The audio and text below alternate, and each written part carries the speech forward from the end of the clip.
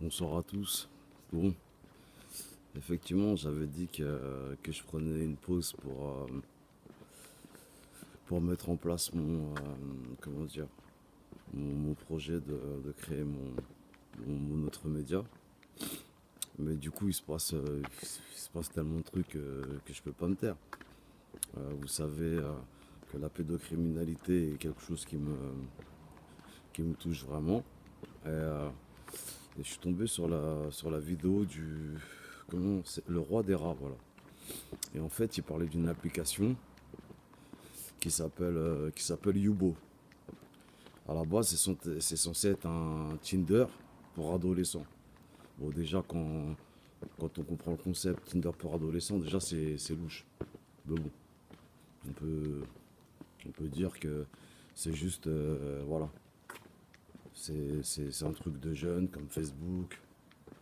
Mais le problème qui se pose, c'est que Yubo, en fait, c'est un nid de prédateurs. Je vais pas refaire l'émission du roi des rats, parce qu'il a bien fait. Mais c'est juste pour dire qu'en tant que parent, vérifiez bien les applis de vos enfants.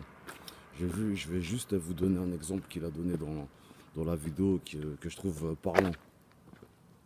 En fait, je sais pas si on me voit bien, je suis désolé. Je suis en train de rentrer chez moi, mais c'est un peu dégueulasse, je suis désolé.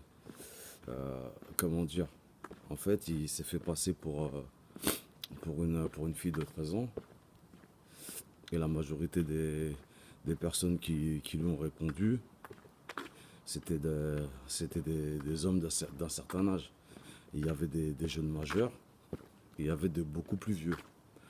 Et en fait, ce qui me fait faire une vidéo ce soir notamment, c'est que si vous voulez, en fait, il s'est fait passer pour une fille de... Putain, on me voit pas. Là, je vais rester là vite fait. En fait, il s'est fait passer pour une fille de 13 ans. Et du coup, une autre fille, soi-disant fille, l'a abordé. Et en se faisant passer pour une fille un peu plus vieille, de 14 15 ans, un truc comme ça.